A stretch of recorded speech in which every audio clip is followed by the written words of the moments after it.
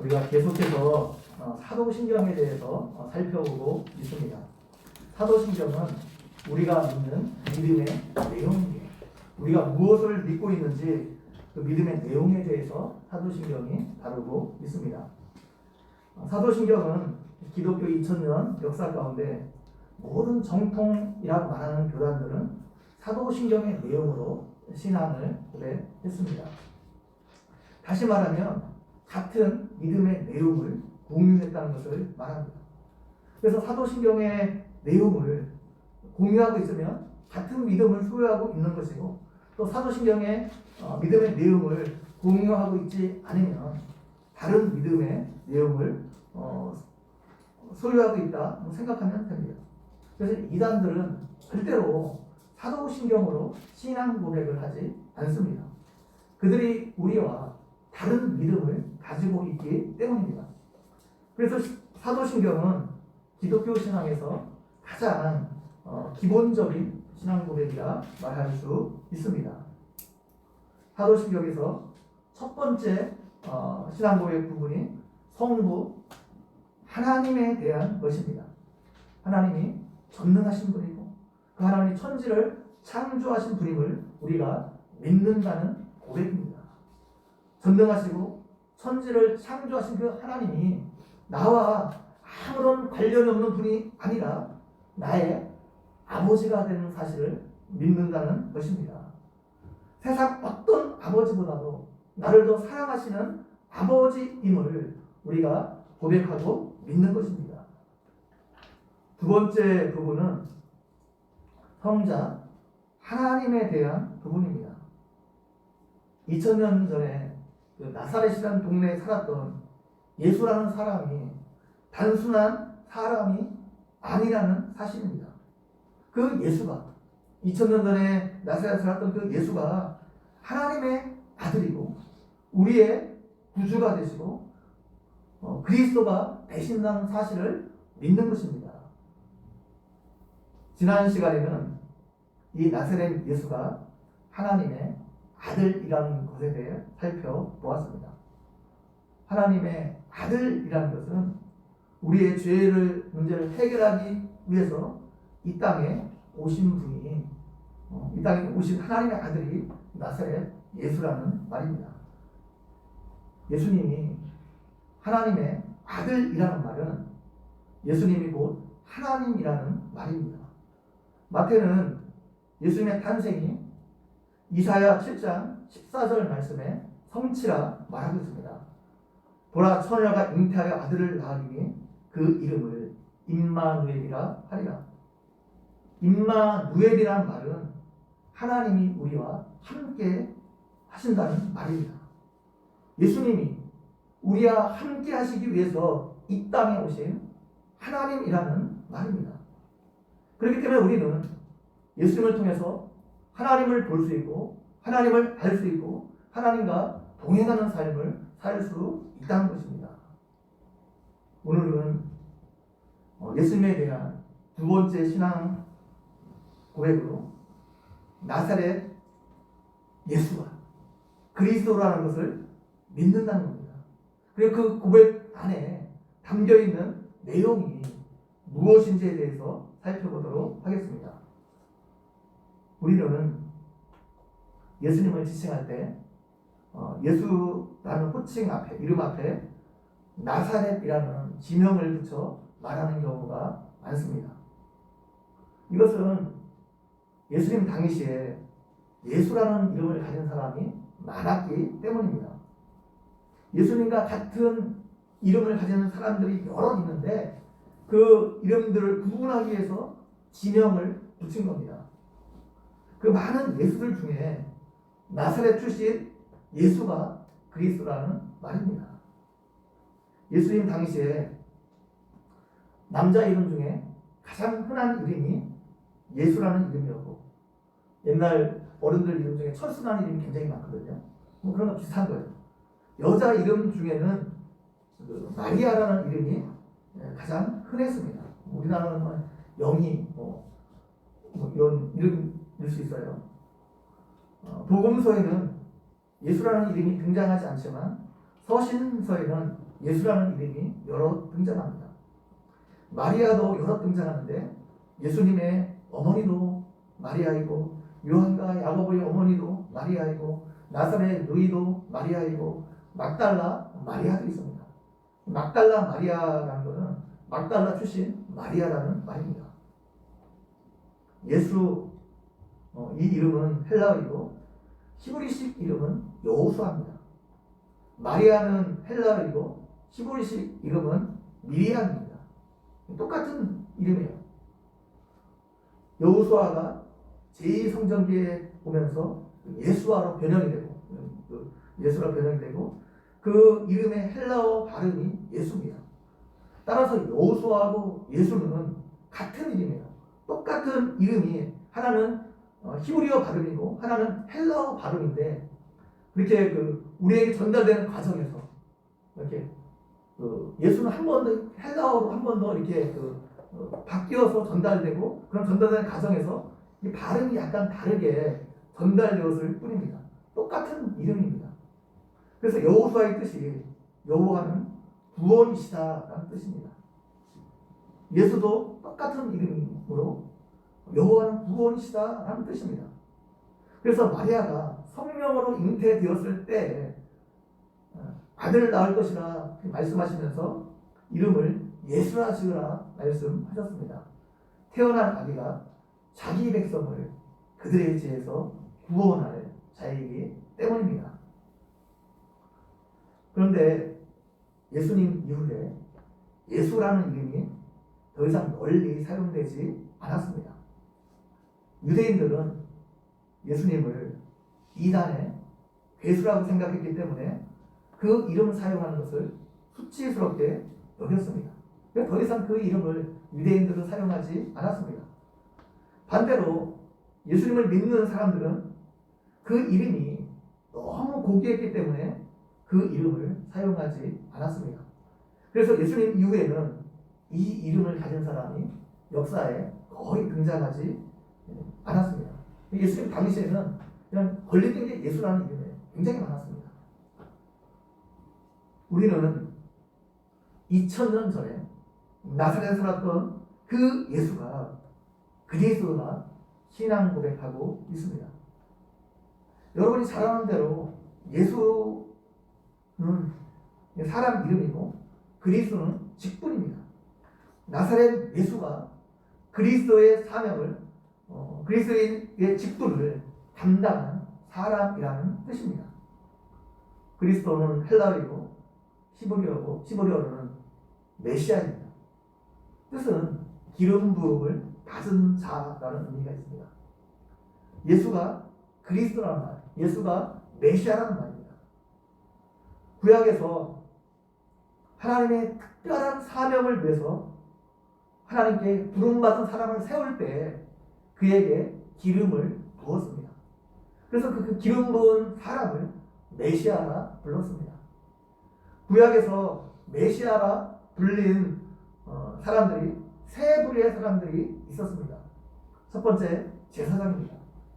제사장 임직을 할 때 기름을 부었고 제사장을 메시아라 불렀습니다. 두 번째로 왕의 직분을 세울 때 기름을 부었고 왕을 메시아라 불렀습니다. 구약 성경에 사울과 다윗을 부를 때 이 메시아라는 호칭이 집중적으로 사용되고 있음을 볼 수 있습니다. 우리말 성경에는 전부 기름 부음 받은 자 이렇게 번역하고 있는데 그것이 히브리어로 메시아입니다. 메시아를 그냥 우리는 기름 부음 받은 자 이렇게 번역하고 있습니다. 세 번째로 선지자 직분을 세울 때 기름을 부었고 선지자를 메시아라 불렀습니다. 예수님을 메시아, 그리스도라 칭하는 것은 구약의 제사장, 왕, 선지자 이 삼중직이 예수 그리스도를 통해서 온전히 성취되었기 때문입니다. 제사장은 제사를 통해서 우리의 죄의 문제를 해결해주고 우리가 하나님께 나아갈 수 있게 해주는 사람입니다. 그리고 하나님께 나아가서 우리를 위해서 대신 중보 기도해 주던 사람, 그 사람이 제사장입니다. 왕은 하나님의 하나님의 뜻에 따라 백성들을 다스리고 통치했던 사람입니다. 선지자는 하나님의 말씀을 받아 하나님의 뜻을 백성들에게 선포했던 사람입니다. 예수께서 그리스도라는 것은 예수님이 이 땅에 오셔서 이 일을 궁극적으로 완성하신 분이라는 뜻이 있습니다. 이스라엘 백성들에게는 제2 성전기 시대부터 메시아 대망 사상이 있었습니다. 제2 성전기는 바벨론 포로에서 돌아온 이스라엘 백성들이 성전을 재건한 기원전 516년부터 성전이 파괴되는 기원 후 70년까지의 시간을 말합니다. 이 기간 이스라엘 백성들은 계속해서 외세의 지배를 받았습니다. 바벨론 제국에 이어 페르시아 제국이, 헬라 제국이, 로마 제국이 차례로 이스라엘 백성들을 지배했습니다. 우리는 일제강점기 36년 동안 어려움을 받았어도 엄청난 고난이었잖아요. 근데 이스라엘 백성들은 거의 700년이 넘는 시간 동안 외세의 지배를 받았습니다. 이때 이스라엘 백성들이 고대하던 것이 메시아였습니다. 그들의 유일한 희망이 메시아였습니다. 자신들을 이 외세에서로부터 구원해 줄 구원자를 고대한 것입니다. 하나님께서는 이사야 선지자를 통해 다윗의 시를 통해 한 구원자를 보내주겠다 약속하셨습니다. 다윗의 시를 통해서 한 시간은 그를 통해서 하나님께서 구원의 일을 해주겠다 약속하고 있습니다. 다니엘서에는 영원한 하나님 나라를 가져올 인자 같은 이에 대한 예언이 있습니다. 사람들은 하나님께서 약속하신 이 구원을 가져올 그 사람을 메시아라 불렀습니다. 메시아가 오면 이 세상의 모든 질서를 전복시키고 새로운 질서를 가져올 것으로 기대했습니다. 이때부터 이 메시아가 보통 명사가 아니에요. 그동안 보통 명사였죠. 기름 부음을 받은 자는 다 메시아라 불렀습니다. 그래서 고레스도 메시아, 하나님께서 고레스를 향해서 나의 메시아라 이렇게 호칭하고 있습니다. 보통 명사가 아닌 그 구원자를 가리키는 고유 명사로 이 메시아라는 명칭이 사용되게 되었습니다. 예수님 당시에 이스라엘 백성들은 로마의 지배를 받고 있었기 때문에 로마의 압제에서 자신들을 해방시켜주는 강력한 왕권을 가진 다윗 같은 메시아를 그들이 기다리고 있었습니다. 다윗과 솔로몬 시대 같은 번영의 시대를 자신들에게 가져다줄 메시아를 기다리고 있었습니다. 그 메시아가 세울 나라, 그 나라를 하나님 나라라 불렀습니다. 예수님께서 오병이어로 5,000명을 배불리 먹이셨을 때 사람들은 예수님을 억지로 왕을 삼으셨습니다. 예수님을 그 메시아라고 생각한 겁니다. 군중들은 예수님이 자신들의 육체의 필요를 채워주시고 또 여러 가지 이적을 행하셨을 때 예수님이 그 메시아가 아닌가 생각했을 겁니다. 당시 사람들이 고대하고 기다린 메시아, 자신들의 소원을 들어줄 메시아였습니다. 자신들이 지금 가지고 있는 현실적인 문제를 해결해주는 메시아였습니다. 제자들이 예수님을 따라다닌 이유도 세상 사람들과 똑같은 이유였습니다. 예수님이 다윗 왕국 같은 강력한 왕권을 가진 하나님 나라를 세울 것으로 기대했고 그때가 되면 그 나라에서 한 자리 차지하려고 예수님을 따라다녔습니다. 사람들이 기대한 메시아는 이 땅의 문제를 해결해 주시는 분이었습니다. 오늘날도 많은 사람들이 예수님을 믿는 것은 내 삶의 문제를 해결해 주는 분으로 생각하기 때문입니다. 내 현실적인 문제를 해결해 줄 것으로 생각하고 예수님을 따르고 있습니다. 내가 이 땅에 사는 동안 내 건강의 문제를 해결해 주시고, 내가 이 땅에 사는 동안 부자가 되는 그 꿈을 실현시켜 주시고, 내가 이 땅에 사는 동안 내 아들이 명문대에 진학하는 것을 이루게 해주시고, 목회자들은 대형교회를 이루는 그 환상을 실현시켜줄 그 메시아를 기대하고 있습니다. 여러분은 예수님을 따르면서 무엇을 기대하고 있습니까? 여러분은 예수님을 통해서 무엇을 얻기를 기대하고 있습니까? 물론 예수님께서 이 땅에 사역을 하시면서 사람들의 현실적인 문제를 해결시켜 주셨지만, 예수님께서 이 땅에 오신 이유는 궁극적으로 그것을 해결해 주시기 위해서 오시지 않았습니다. 사람들의 영적인 문제를 해결해 주시기 위해서 오셨습니다. 그럼 예수님께서 해결해 주신 그 영적인 문제가 무엇입니까? 그것에 대해서 같이 한번 살펴보도록 하겠습니다. 예수님은 세례 요한에게 세례를 받으심으로 공생애를 시작하셨습니다. 메시아로서 공식적인 임무를 수행하셨습니다. 세례를 받을 때 성령이 비둘기 같이 그 위에 임했습니다. 성령의 기름 부음이 예수님에게 부어진 것입니다. 이때 예수님께서 메시아로서 인직을 받은 겁니다. 예수님께서 세례를 받을 때 하늘이 열렸습니다. 하늘이 열렸다는 것은 새 시대가 열렸다는 것을 말합니다. 하나님께서 구속의 역사를 이끌어 가시기 위해 이 땅에 특별한 일을 시작하셨다는 것을 말합니다. 지금 메시아 인직을 받고 있는 이 예수님을 통해서 새로운 차원의 구속의 역사를 이루어 가겠다는 것을 말해주고 있습니다. 이때 하늘에서 이는 내 사랑하는 아들이요 내 기뻐하는 자라, 하나님의 음성이 들렸습니다. 이 말씀은 메시아로서 예수님의 정체성에 대해서 말해주고 있습니다. 앞으로 예수님 메시아로서 어떤 일을 하실 것인지에 대해서 말씀해주고 있습니다. 이 말씀의 배경은 시편 2편 7편과 이사야 42장 1절의 말씀이 혼합되어 있습니다. 시편 2편 7절에서는 하나님께서 보내실 메시아를 가리켜 너는 내 아들이라, 오늘 내가 너를 낳았도다 말하고 있습니다.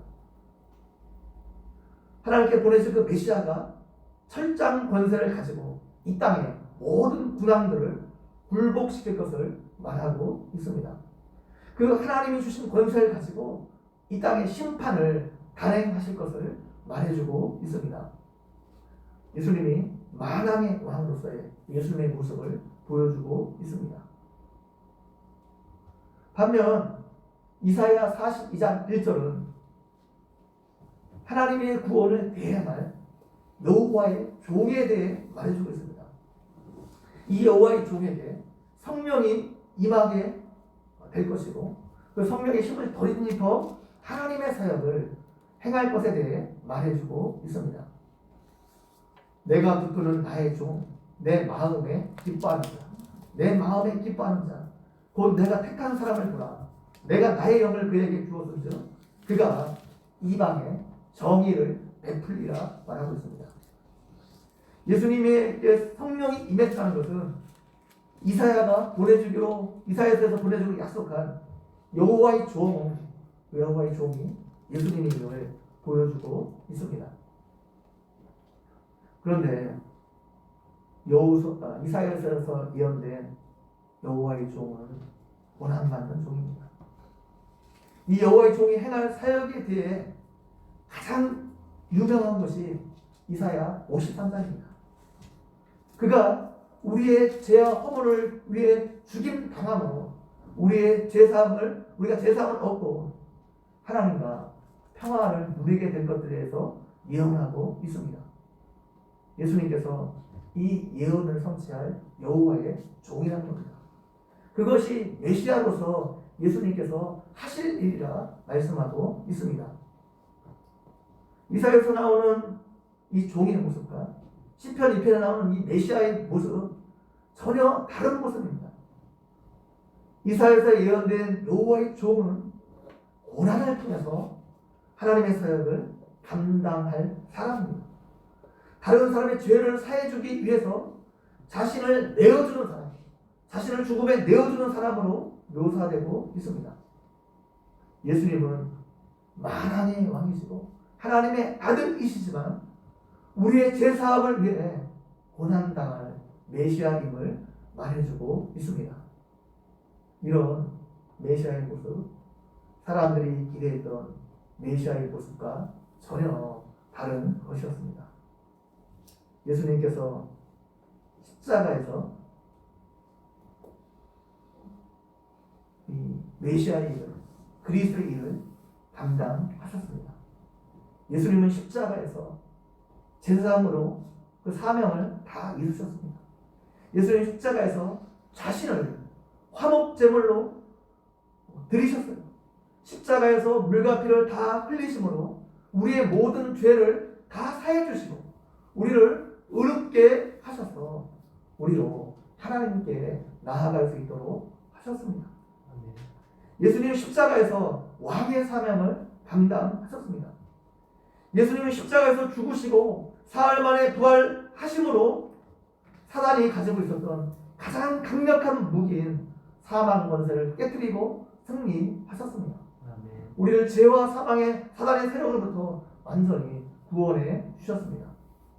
예수님은 십자가에서 선지자로서 하나님의 뜻이 무엇인지를 분명히 보여주셨습니다. 죄의 대가가 죽음이라는 것입니다. 죄가 얼마나 무서운지를 보여주셨습니다. 또 하나님께서 하나님의 백성들을 얼마나 사랑하시는지를 예수님의 십자가로 보여주셨습니다.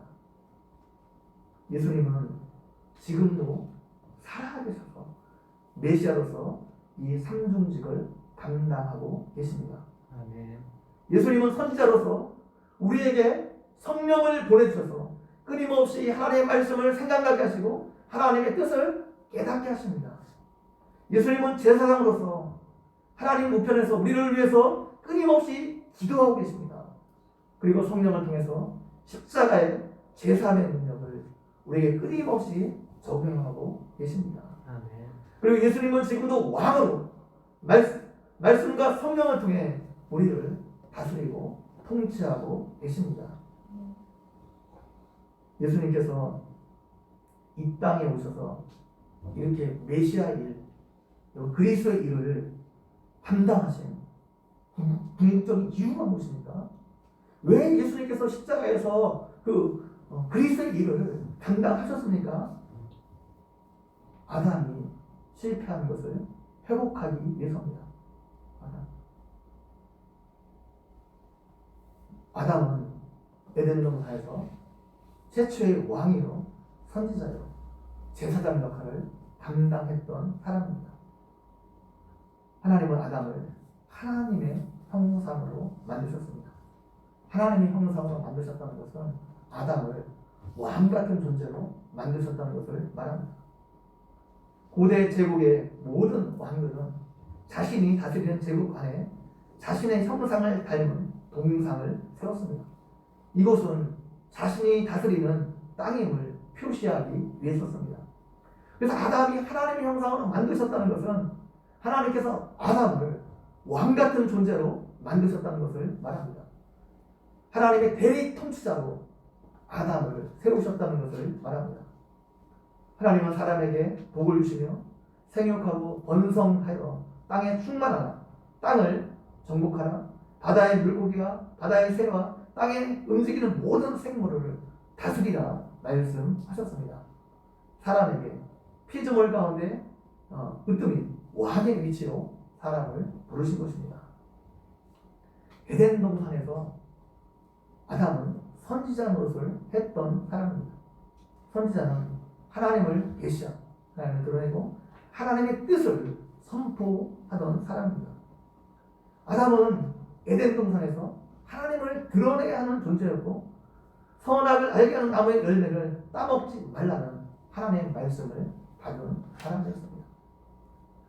아담은 에덴 동산에서 제사장 노릇을 하던 사람입니다. 타락 이전에 죄가 없었기 때문에 제사장으로서 아담이 했던 일은 하나님을 섬기는 일이었습니다.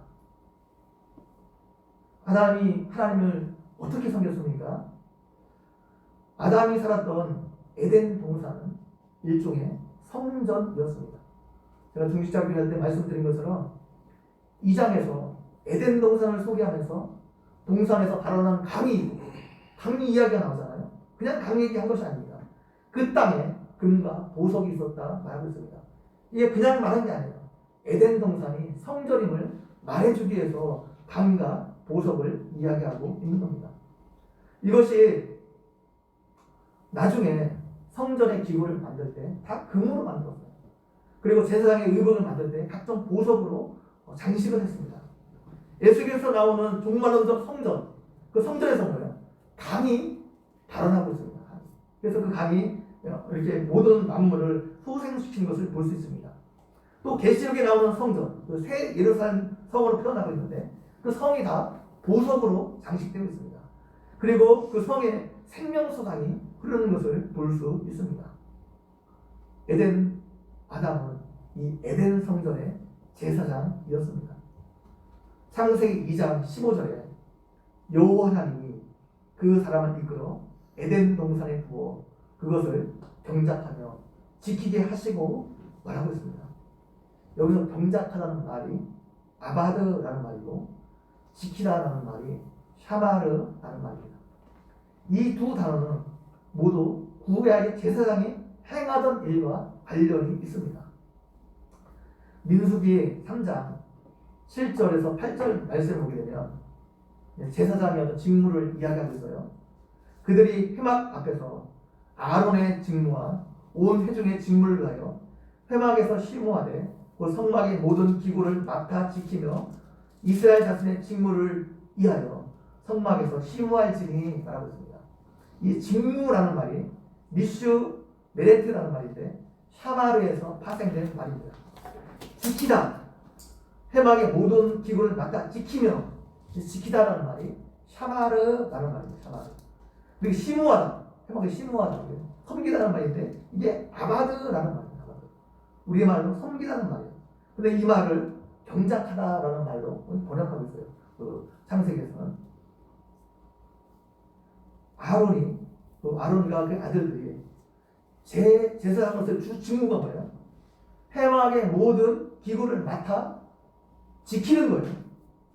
지키는 거. 샤마르는 하나님께서 우리에게 주신 것을 정말 소중히 여기고 지키는 것을 말합니다. 경작하다라는 말이 아바드, 섬김이라는 뜻이 있는데 킹제임스 버전에서는 이 아바드라는 말을 투 드레스라는 말로 번역하고 있습니다. 드레스라는 말은 옷 입히다는 거예요. 옷 입히는 거. 에덴 동산에서 아담이 한 일이 뭐예요? 하나님 주신 그 온 땅을 아름답게 가꾸고 옷 입히는 것을 말합니다. 먹고 살기 위한 노동이 아니었어요. 아니었습니다. 유치원에 등원하는 딸 아이의 머리를 묶어주고 예쁜 옷을 입히는 것, 이게 노동이 아니죠. 사랑이 가득한 섬김입니다. 그 사랑의 섬김이 예배라는 거예요. 여러분이 이 땅에서 하나님이 주신 모든 것을, 하나님이 주신 것을 알아 그것을 아름답게 가꾸고 섬기는 것, 그것이 예배라는 겁니다. 그것이 태초에 아담이 행했던 예배의 행위예요. 동산이 히브리어로 간이라는 말이 간, 울타리를 말해요. 울타리. 에덴 동산은 지켜야 할 영역이 있는 곳입니다. 에덴 동산에서 아담이 제사장으로서 해야 할 일은 하나님이 주신 그 에덴 동산을 하나님이 주신 것으로 알아 소중하게 생각하고 어떻게 해요? 사랑의 마음으로 잘 가꾸고 지키는 것, 이것이 제사장으로서 그 아담이 해야 했던 일입니다. 그런데 아담이 하나님께 불순종하고 죄를 범함으로 제사장으로서의 임무를 다하지 못했습니다. 아담이 스스로 왕이 되고 싶어서 하나님께서 금하신 선악을 알게 한 나무의 열매를 따먹음으로 죄를 범했고 아담은 에덴 동산에서 쫓겨나게 되었고 더 이상 제사장으로서의 사명을 감당할 수 없게 되었습니다. 예수님이 오신 목적이 무엇입니까? 예수님이 오셔서 십자가에 죽으신 목적이 무엇입니까? 여러분 궁극적인 목적이 무엇입니까? 아담이 실패한 것을 회복하기 위해서 이 땅에 오셨습니다. 아담이 범한 그 죄의 문제를 해결해 주시고 그 아담의 실패하기 이전의 모습으로 우리를 회복하기 위해서 예수님께서 이 땅에 오셨습니다.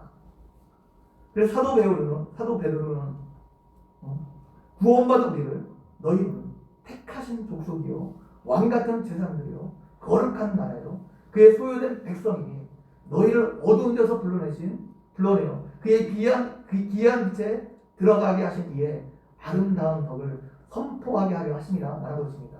우리를 왕으로 제사장으로 선지자로 하나님께서 우리를 불렀다는 거예요.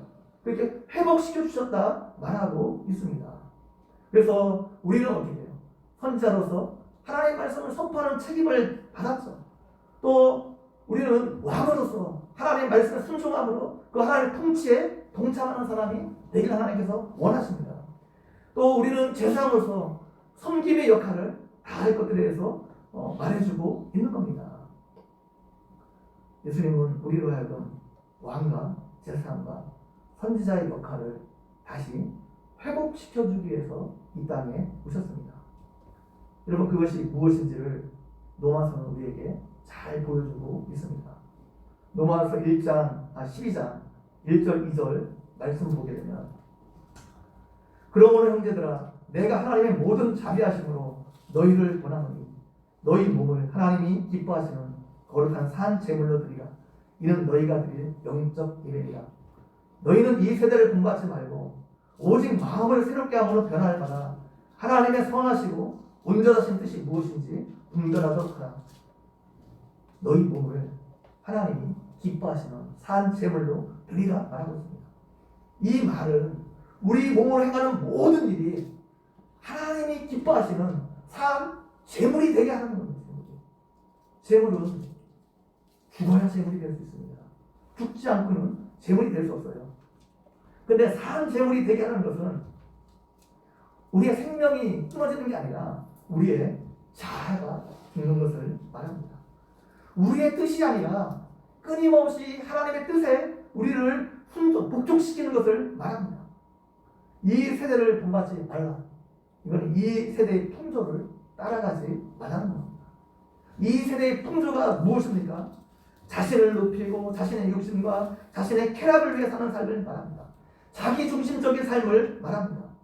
그런 삶이 아니라 예수님께서 십자가에서 보여주셨던 것처럼 하나님의 뜻에 자신을 복종하는 것입니다. 하나님의 뜻에 자신의 뜻을 접으라는 말이에요. 그리고 자아를 십자가에 날마다 못 박으라는 거예요. 내 중심이 아닌 내 중심의 삶이 아닌 그 사랑과 섬김의 삶을 살아가는 거예요. 모든 영역에서 그렇게 살아가는 겁니다. 그것이 우리가 드릴 영적 예배라는 거예요. 예배를 우리의 삶 모든 영역으로 확장시키라는 겁니다. 직업도 사명입니다. 영어로 직업이 보케이션인데 보케이션은 하나님의 부름을 말합니다. 소명을 말합니다. 직업이 단순하게 생계가 아니라 하나님의 주신 소명이라는 거예요. 직업이 소명인 것을 깨닫고 그것을 하나님 섬기는 것처럼 섬기며 일하는 사람, 그 사람이 제사장의 역할을 지금 감당하고 있다는 거예요. 직업뿐만 아니라 우리에게 주어진 모든 일을 그렇게 하라는 거예요. 가정에서, 직장에서, 교회에서 우리에게 주어진 모든 삶의 영역에서 하나님의 뜻대로, 하나님이 원하시는 대로 우리의 뜻을 접고 우리의 욕망을 접고 우리의 욕심을 접고 하나님의 뜻에 순종해서 그렇게 살아가라는 겁니다. 그래서 여러분 로마서 12장 이후에 무엇이 적혀있는지 집에 가서 자세하게 읽어보시기 바랍니다. 우리가 영적 재산으로서 오늘날 해야 될 일들을 12장 이후에 그냥 자세하게 그렇게 살라는 거예요. 그게 영적 예배라 사도 바울이 말하고 있습니다. 에녹이 무두셀라를 낳은 후 300년을 하나님과 동행하며 자녀를 낳았습니다. 하나님과 에녹이 동행했다는 것, 에녹이 무슨 특별한 일을 했다는 것이 아닙니다. 일상의 삶을 하나님과 함께 걸었다는 것을 말합니다. 함께 걷기 위해서는 마음의 일치가 있어야 돼요. 마음이 하나 되어야 됩니다. 에녹이 하나님과 동행할 수 있었던 것은 하나님과 마음이 하나 되었기 때문입니다. 마음이 하나 되었다는 것은 하나님의 뜻을 받아들이고 순종하는 삶을 살았다는 것을 말합니다. 여러분, 우리가 영원히 거하게 될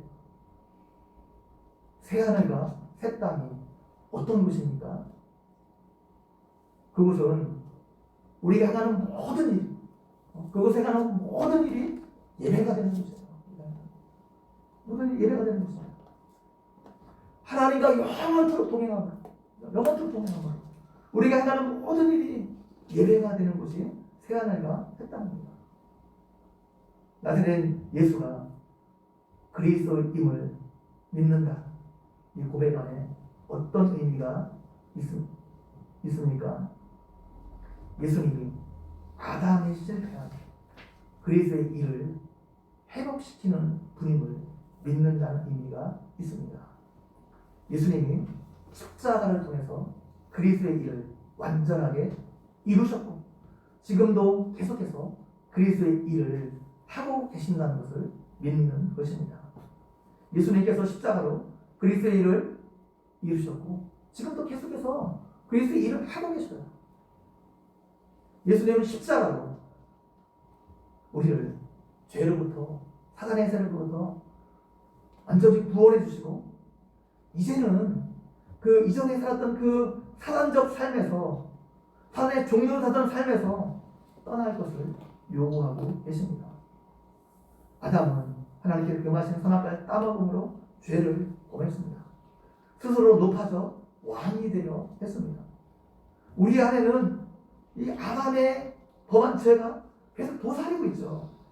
여전히 사람들에게 인정받고 싶고 대접받고 싶고 높아지고 싶고 끊임없이 다른 사람을 지배하려는 이런 속성들이 우리 안에 있습니다.